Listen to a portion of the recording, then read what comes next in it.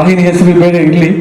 First ಅವರೇ comedy ಒಂದು ಚಾನಲಲ್ಲಿ ಒಂದು ಜಡ್ಜ್ ಆಗಿದ್ರು ಒಂದಷ್ಟು ವರ್ಷ. ಆವಾಗಲೇ ನಾನು ಶೋ ಶುರು ಮಾಡಿದಾಗ ಅವರೇ ಹೇಳಿದ್ರು, ನಾನು ಕಾಮಿಡಿ ಶೋನ ಜಡ್ಜ್ ಮಾಡಿದೆ, ಜನ ನನ್ನನ್ನು ಜಡ್ಜ್ ಮಾಡಿಬಿಟ್ರು, ಅದಕ್ಕೆ ಬಿಟ್ಬಿಟ್ಟೆ ಅಂತಂದ್ರು ಅವರು. ಬಟ್ ಈಗ ಮತ್ತೊಮ್ಮೆ ತುಂಬ ಸಲ ಅವ್ರು ನಾವು ಎಷ್ಟು ಸಲ ಕರೆದಿದ್ದೀವಿ ಅಂತ ಚಾನಲ್ ಅವರು ಅವ್ರಿಗೆ ಗೊತ್ತಿಲ್ಲ, ಅಷ್ಟು ಸಲ ಕರೆದಿದ್ದಾರೆ. ಬಟ್ ಈ ಸಲ ಕರೆಗೆ ನಮ್ಮ ಕರೆಗೆ ಹೋಗೊಟ್ಟು ಒಪ್ಕೊಂಡು ನಮ್ಮೆಲ್ಲರಿಗೂ ಸಂತೋಷ ಕೊಟ್ಟಿದೆ. ಆ್ಯಂಡ್ ಈ ಶೋ ಒಂದು ಬೂಸ್ಟ್ ಕೊಟ್ಟಿದೆ ಅಂತ ಹೇಳಕ್ಕೆ ಇಷ್ಟಪಡ್ತೀನಿ. ಎಸ್ ಸರ್, ನಿಮ್ಮ ಎರಡು ಮಾತು ಹೇಳಿ ಸರ್. ಎಲ್ಲರಿಗೂ happy new year. Actually February 1 ಸುಮಾರು ಜನ ಫ್ರೆಂಡ್ಸ್ಗೆ ನಾನು ವಾಟ್ಸಪ್ಪಲ್ಲೇ ಮೆಸೇಜ್ ಮಾಡಿದೆ. ಬಟ್ ಇವಾಗ ನಿಮ್ಮನ್ನೆಲ್ಲರೂ ನಾನು ಇತ್ತೀಚೆಗೆ ಒಂದು 6 months ಆಯಿತು ಪ್ರೆಸ್ ಮೀಟ್ ಮಾಡಿ, ಇವಾಗ ನೀವೆಲ್ಲ ಸಿಕ್ಕಿದ್ದೀರ. So happy new year. ಮತ್ತು ಈ ಕಾರ್ಯಕ್ರಮಕ್ಕೆ ಬರೋದಕ್ಕಿಂತ ಮುಂಚೆ ನನಗೆ ಭಾಳಷ್ಟು ಸಲ ನಾನು ಕರೆದಿದ್ದರು. ನಾನು ಎಲ್ಲ ಆಕಸ್ಮಿಕ. ನನಗೆ ಆ್ಯಕ್ಚುಲಾಗಿ ನಾನು ಪ್ರೊಡ್ಯೂಸ್ ಮಾಡಿದ್ದದು ಕಾಮಿಡಿ ಕಿಲಾಡಿಗಳು, ಅದಕ್ಕೆ ಬೇರೆಯವ್ರು ಯಾರೋ ಜಡ್ಜ್ ಇದ್ದರು. ಅವ್ರಿಗೆ ಒಂದು ಅಗ್ರಿಮೆಂಟ್ ಎಲ್ಲ ಆಗಿತ್ತು. ಅವರು ಸಡನ್ನಾಗಿ ಬಂದು, ಸರ್ ನೀವು ಈ ಅಮೌಂಟ್ ಯಾರಿಗೂ ಗೊತ್ತಾಗಬಾರ್ದು, ನೀವೊಂದು ಸ್ವಲ್ಪ ಬಿಲ್ಡಪ್ ಅಮೌಂಟ್ ಅಗ್ರಿಮೆಂಟ್ ಹಾಕ್ಕೊಡಿ ಅಂದರೆ, ನಾನು ಆಮೇಲೆ ನನಗೆ ಹೇಳ್ತೀರಾ ನೀವು ಆಮೇಲೆ ಕೊಡೋಕ್ಕಾಗಲ್ಲ ನಾನು ಅಂದಾಗ, ಇಲ್ಲ ಸರ್ ಸುಮ್ಮನೆ ತೋರ್ಸೋಕ್ಕೆ ಸರ್ ಅಂದ್ರೆ. ಅದನ್ನು ನಾನು ಸ್ವಲ್ಪ ಮುಗ್ಧತನದಿಂದ ಮಾಡಿಕೊಟ್ಟೆ. ಅದು ಅವ್ರಿಗೆ ಜಡ್ಜ್ಗೆ ತುಂಬ ಹೆಲ್ಪ್ ಆಯಿತು. ಹಂಗಾಗಿ ಅವ್ರ ಚಾನಲ್ ಬಿಟ್ಟುಬಿಡ್ತಾರೆ. ಆಮೇಲೆ ನನಗೆ ಜಡ್ಜ್ ಯಾರನ್ನ ಹಾಕಬೇಕು ಅಂತ ಎಲ್ಲ ಅಂದಾಗ ಎಲ್ಲ ತಿರುಗಿಬಿಟ್ಟು, ಇನ್ಯಾರು ಇವಾಗ ನಾಳೆಯಿಂದ ಶೂಟಿಂಗ್ ಇದೆ, ನೀವೇ ಜಡ್ಜಿ ಅದು.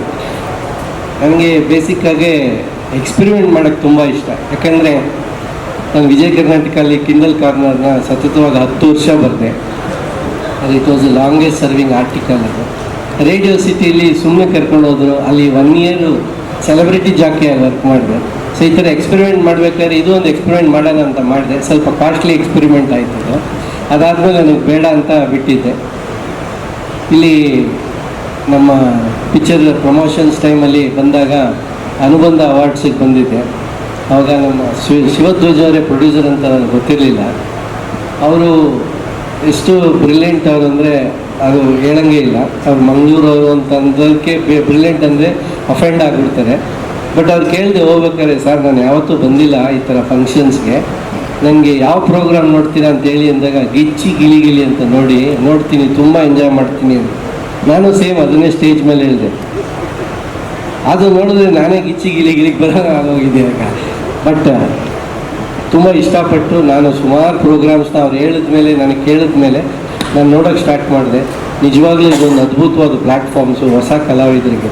ಯಾಕಂದರೆ ಮುಂಚೆ ಎಲ್ಲ ನಾವು ಆ್ಯಕ್ಟ್ ಮಾಡಿ ನಾವು ತೋರಿಸಿ ಒಂದು ಪಿಕ್ಚರ್ ಹಿಟ್ಟಾದಮೇಲೆ ಅವ್ರಿಗೊಂದು ಅವಕಾಶ ಸಿಗೋದು. ನನಗೆ ಫಸ್ಟ್ ಮೂವಿ ಆ ಥರ ಸಿಕ್ಕಿದ್ದು, ನಾನು ಹೀರೋ ಆಗಿ ಮಾಡಿ ತಿರ್ಗಾ ಪಿಕ್ಚರ್ ಇಲ್ದಂಗೆ ಆಗಿ ತಿರುಗಿ ಎಲ್ಲ ಡಿಸ್ಟ್ರಿಬ್ಯೂಷನ್ ಆಫೀಸ್ ಮಾಡಬೇಕಾದ್ರೆ TC ವೆಂಕಟೇಶನ್ ಅವರು ದಾರಿಯಲ್ಲಿ ಸಿಕ್ಬಿಟ್ಟು ಗಾಂಧಿನಗರದಲ್ಲಿ ಪಿಕ್ಚರೈಸೇಷನ್ ಮಾಡ್ತೀಯಪ್ಪ ಅಂದರು. ಹ್ಞೂ ಸರ್ ಮಾಡ್ತೀನಿ, ಯಾವ್ದಾರು ಇದ್ದರೆ ಹೇಳಿ ಅಂದರು.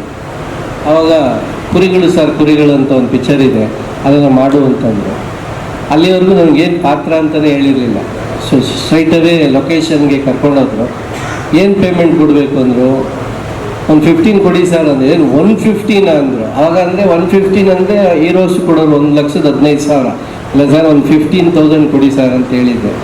ಸೊ ಅವರು ಎಷ್ಟೋ ಕೊಡ್ತಾರೆ ಬನ್ನಿ ಅಂತ ಕರ್ಕೊಂಡೋದ್ಮೇಲೆ ಫಸ್ಟ್ ಡೇ ನೋಡಿದಾಗ ಅಲ್ಲಿ ಬರೋ top actors Ramesh sir, Narayan sir, Mohan sir, Srinivasa Murthy sir, Doddanna ಎಲ್ಲರೂ ಇದ್ರು ಅಲ್ಲಿ.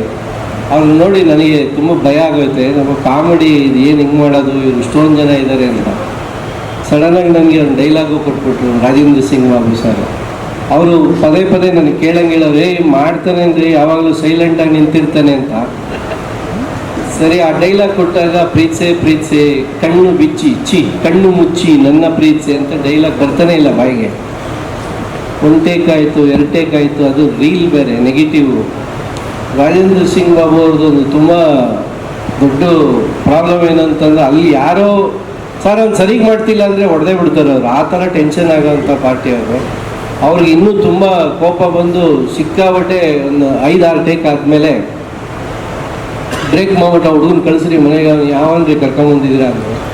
ಈ ದೊಡ್ಡಣ್ಣವರ ಜೊತೆ ನಾನು ಯಾವಾಗಲೂ ಕಳ್ಳ ಮಳ್ಳ ಈ ಥರ ನಮ್ಮ ಅಣ್ಣನ ಜೊತೆ ರಾಣಿ ಮಹಾರಾಣಿ ಈ ಥರ ಪಿಕ್ಚರಲ್ಲೆಲ್ಲ ನಾನು ಸುಮ್ಮನೆ ಹೋಗ್ತಾ ಇದ್ದಂಥವನು ಅವ್ರ ಜೊತೆ ಹೋದಾಗ ಆ ದೊಡ್ಡಣ್ಣ ಒಂದು ನಿಮಿಷ ಪಾಪ ಇಲ್ಲಿ ಅಂತಂದ್ರು. ಸೈಡಿಗೆ ಕರ್ಕೊಂಡೋಗಿ ಸಿಕ್ಕಾಪಟ್ಟೆ ವೈಲೆಂಟಾಗಿ ಬಿಹೇವ್ ಮಾಡಿಬಿಟ್ಟು ನಿಮ್ಮಣ್ಣ ಅಷ್ಟು ದೊಡ್ಡ ಹೆಸರಿದೆ, ನನ್ನ ಮನೆ ಒಂದು ಚಿಕ್ಕ ಕಾಮಿಡಿ ಡೈಲಾಗ್ ಹೇಳಕ್ಕೆ ಬರೋಲ್ಲ, ನೀವೆಲ್ಲ ಏನಕ್ಕೆ ಗೊತ್ತಿರೋ ಅಂತೆಲ್ಲ ಬೈದರು. ಸಿಕ್ಕಾಪಟ್ಟೆ ನನಗೆ ಕೋಪ ಬಂದು ಏನೇ ಅಂದ್ಬಿಟ್ಟು ಒಂದೇ ಸ್ಟ್ರೆಚ್ಚಲ್ಲಿ ಹೇಳ್ಬಿಡೋಣ ಅಂತು, ಪ್ರೀತ್ಸೆ ಕಣ್ಣು ಬಿಚ್ಚಿ ಕಣ್ಣು ಮುಚ್ಚಿ ನನ್ನ ಪ್ರೀತ್ಸೆ ಅಂತ ಹೇಳ್ಬಿಟ್ಟೆ. ಇಷ್ಟೇನಪ್ಪ ಹೇಳೋದು ಅಂದರು. ಇಷ್ಟು ಹೇಳೋದಕ್ಕೆ ಇಷ್ಟೊಂದು ನಾನು ಕಷ್ಟಪಟ್ಟು ನಾನು ಅದು ನನಗೆ ಗೊತ್ತಿಲ್ಲ. ಅದು ಅವತ್ತಿಂದ ಕಾಮಿಡಿ ಅಂತಂದರೆ ನನಗೆ ಇನ್ನೂ ಅದು ಡೆಫಿನೇಷನ್ ಗೊತ್ತಿಲ್ಲ. ಮಾಡಿದ್ದು ನಗ್ತಾ ಇದ್ದಾರೆ. ಸೊ ಅದು ನನಗೆ ಟ್ರಾವೆಲ್ ಮಾಡ್ತಾ ಇದ್ದೀನಿ. ಇದರಲ್ಲಿ ಗಿಚ್ಚಿ ಗಿಲಿಗಿಲಿ ಸೀಸನ್ 3ಯಲ್ಲಿ ಹೆಸರಾಂತ ಸಂಗೀತ ನಿರ್ದೇಶಕರು ಅಂತ ಹೇಳಬೇಕು. ನಾನು ಇಷ್ಟಪಡುವಂಥ ಸಂಗೀತ ನಿರ್ದೇಶಕರವರು. ಅವರು ಅಷ್ಟೇ ಆಕಸ್ಮಿಕವಾಗಿ ಒಂದು ಕಾಮಿಡಿ ಆರ್ಟಿಸ್ಟ್ ಆಗಿದ್ದಾರೆ. ಮತ್ತು ಶ್ರುತಿ ಮೇಡಮ್, ಇವ್ರ ಜೊತೆ ಸೇರಿ ನಾನು ಒಂದು ಈ ರಿಯಾಲಿಟಿ ಶೋ ಬರೋದಕ್ಕೆ ನನಗೂ ಖುಷಿ ಆಯಿತು. ಇದರಲ್ಲಿ ನನ್ನ ಸ್ವಾರ್ಥನೂ ಇದೆ. ಯಾಕಂದರೆ ನನಗೆ ಇವಾಗ ಒಂದು 5-6 ಪಿಕ್ಚರ್ ಬರ್ತಾ ಇದೆ.